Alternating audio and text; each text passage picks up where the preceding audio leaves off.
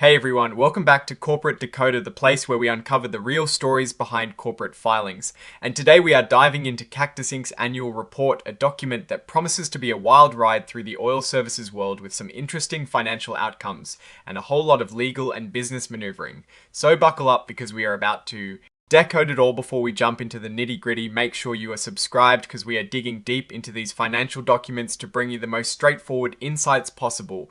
And hey, if you want to chat about these findings or anything else business related, join our Discord community. It's linked right below this video. Alright, let us get straight into the financial performance of Cactus Inc. for the year ending the 31st of December 2025.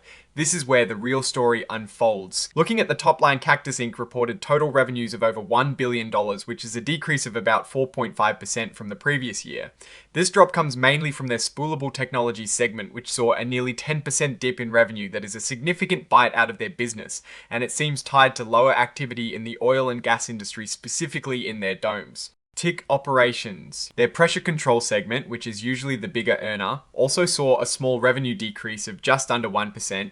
This is attributed to fewer sales as drilling and completion activities slowed down, but it was partially helped by increased sales between their own business parts. Now let's talk about profits. Operating income for the whole company took a bigger hit, going down by over 13%. This is more than just the revenue drop. It suggests that costs are higher or that they are making less profit on each sale. The spoolable technologies segment saw its operating income fall by almost 6%. Their pressure control segment experienced a steeper drop in operating income of almost 10%. Factors like increased legal expenses and problems with tariffs are really eating into their profits here. When we look at the net income directly attributable to Cactus Inc., you see a drop of about 10.5% from 2024 to 2025. This means that after all expenses, taxes, and other carve-outs, the company is bringing home less money to its shareholders. It's down from over $185 million to about $166 million. That is a noticeable difference. Looking at the balance sheet for the 31st of December 2025, Cactus Inc. has over $164 million in accounts receivable. This represents money owed to them by their customers. While it is a large sum, it has actually decreased slightly from the previous year, which could be a good sign that they are collecting payments more efficiently, or that overall sales are lower. Their inventory levels have gone up significantly to over $276 million compared to about $226 million in 2024. This increase in inventory could mean a few things. It might be that they are stocking up for future demand, or it could mean that sales are slower than expected, leaving them with more unsold goods in storage. This is something to watch. Cactus Inc. still carries over $203 million in goodwill.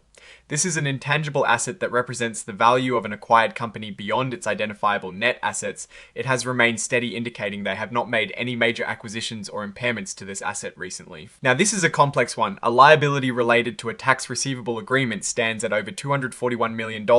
This agreement is essentially a deal where Cactus Inc. pays a portion of its future tax savings to certain parties who transferred ownership interests to them. This is a big financial commitment and shows how intricate corporate financial structures can get. When we look at cash flow from operations, it decreased from over $316 million in 2024 to about $258 million in 2025. This drive up is mainly because of lower earnings and also higher spending on inventory, which has become more expensive due to tariffs. The company is spending more cash to stock up on materials. Investing activities show the company spent about $39 million in 2025. This is a slight increase from 2024, and it includes an initial investment in a joint venture in Vietnam. This suggests they are looking to expand their manufacturing capabilities internationally. Though it is a relatively small investment compared to their overall size, financing activities show that the company used about $69 million in 2025. This was primarily for paying dividends and for repurchasing some of their own stock while they are paying dividends. There is also a slight decrease in stock repurchases compared to the year before. For the year 2025, depreciation and amortization costs were almost $64 million. This represents the gradual reduction in the value of their assets over time. It is a significant expense and is spread across their cost of revenues and selling, general and administrative expenses. Across both segments, total revenues were just under $1.1 billion.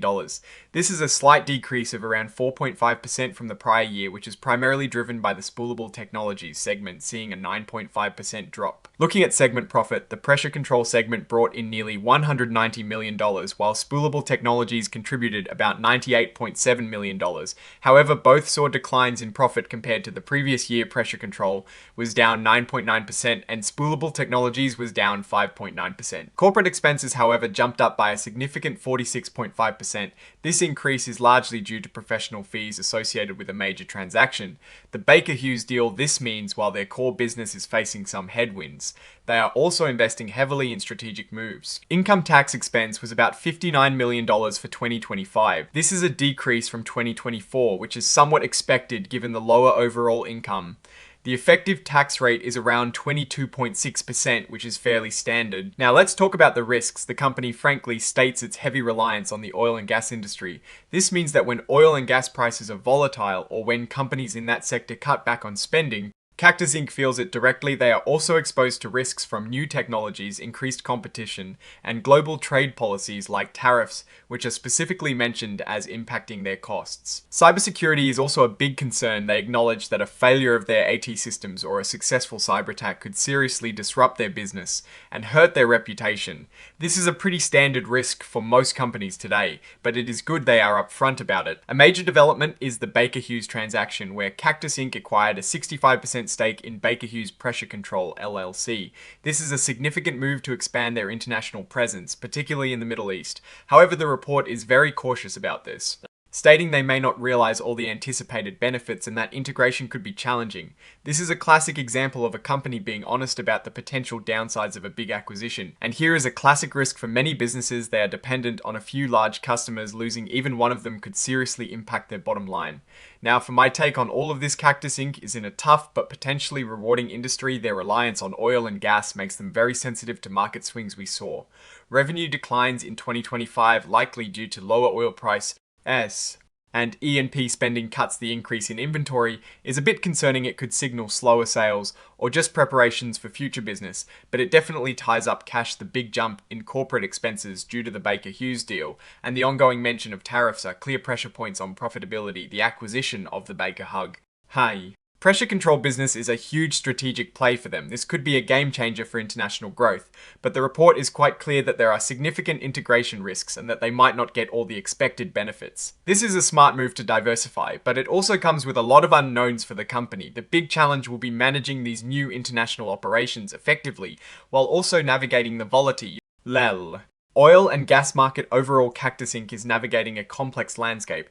They are trying to grow through acquisitions and international expansion, while dealing with a cyclical industry and rising costs. The decreased profits and increased inventory are red flags, but their strong position in key segments and their strategic moves like the Baker Hughes deal show a company trying to position itself for the future. It will be interesting to see how they manage the integration of the Baker Hughes business, and if they can achieve profitability improvements amidst global economic uncertainties and trade policy shifts.